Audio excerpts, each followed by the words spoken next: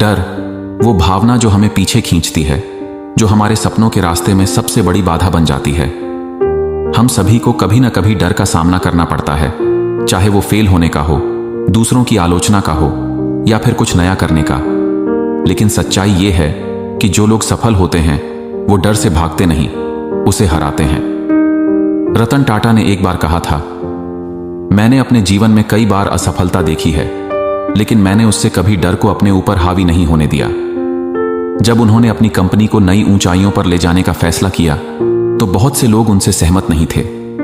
उन्हें डराया गया कि नए वेंचर्स में नुकसान हो सकता है, लेकिन उन्होंने जोखिम उठाया और वहीं डर को हराकर आज टाटा ग्रुप को दुनिया के सबसे बड़े और सम्मानित ब्रांड्स में से एक बना दिया। डर हमारे अंदर कई बार इतनी जड़ें जमा लेता है कि हम अपने सपनों को पूरा करने से पहले ही हार मान लेते हैं। लेकिन अगर वॉरेन बफेट की कहानी देखो तो यह साफ होता है कि डर केवल एक भ्रम है।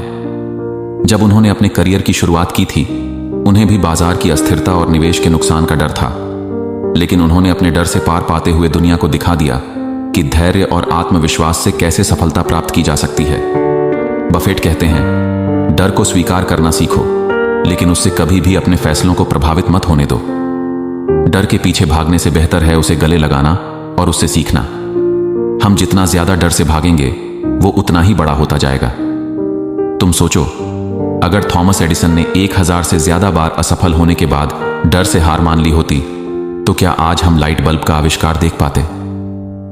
एडिसन ने अपने हर डर को ताकत बनाया, अपनी असफलताओं को सीखने का जरिया बनाया। तो अगर तुम्हें जिंदगी में कुछ बड़ा करना है तो सबसे पहले तुम्हें डर का सामना करना होगा। डर से लड़ने के लिए 2 चीजें जरूरी हैं, आत्मविश्वास और तैयारी। आत्मविश्वास तुम्हें वो शक्ति देगा जो किसी भी मुश्किल का सामना करने के लिए चाहिए, और तैयारी तुम्हें हर चुनौती का सामना करने के लिए तैयार रखेगी। डर को हराने के लिए एक और बेहद महत्वपूर्ण चीज है, तुम्हारे लक्ष्य। अगर तुम्हारा लक्ष्य बड़ा और स्पष्ट होगा तो डर खुद ही छोटा होता जाएगा। अपनी मंजिल को सामने रखो, डर को पीछे छोड़ो। अगर तुम खुद पर विश्वास करोगे और अपने डर को जीतने की ठान लोगे तो कोई भी तुम्हें सफल होने से नहीं रोक सकता। अगर तुम्हें डर पर काबू पाना सीखना है और जिंदगी में बड़ा मुकाम हासिल करना है तो मैं तुम्हें feel the fear and do it anyway नामक बुक पढ़ने की सलाह दूंगा। इस किताब में बताया गया है कि कैसे हम अपने डर को महसूस कर सकते हैं और फिर भी अपने लक्ष्यों की ओर बढ़ सकते हैं। इसे पढ़कर तुम्हें समझ में आएगा कि डर बस एक मानसिक बाधा है और इसे हराना पूरी तरह से तुम्हारे हाथ में है। तो याद रखो, डर तुम्हारे सफर का एक हिस्सा है, लेकिन इसे अपनी मंजिल मत बनने दो। तुम जिस भी डर का सामना कर रहे हो उसे हराने की ताकत तुम्हारे अंदर ही है।